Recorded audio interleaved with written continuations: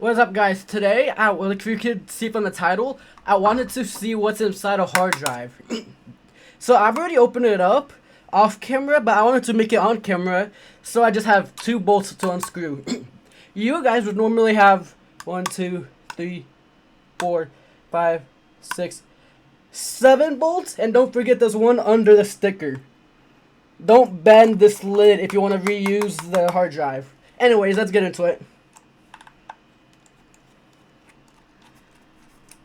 Just 2 bolts because I unscrewed the rest, or like a few days ago. I have a few photos on this one. I just want to hide, but I'm gonna get rid of memories. And yeah, this is what's inside a hard drive. Let's let that focus. A beautiful disc, and then this is the reader. The head that people say, like when you drop your hard drive, it's gonna hit it's gonna hit against the disc. This is either glass or metal. Can't tell off the top of my head. And this guy is the reader. Hold on. It's the disc spins, and then this reader goes up and down.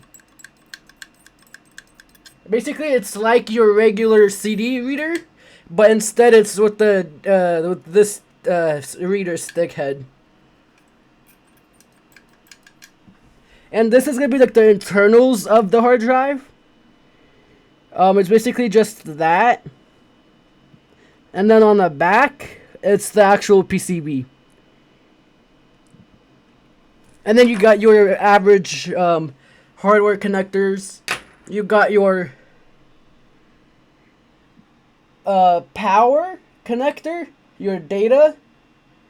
You got your power connector, and then you got your data connector. This gives the power to the hard drive so it'll spin, whereas this just reads what the disk is reading. Let's get rid of that. It reads what the disk is reading.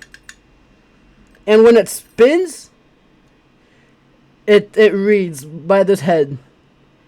I'll show you guys how it looks while it's running. Like, it spins while it's running.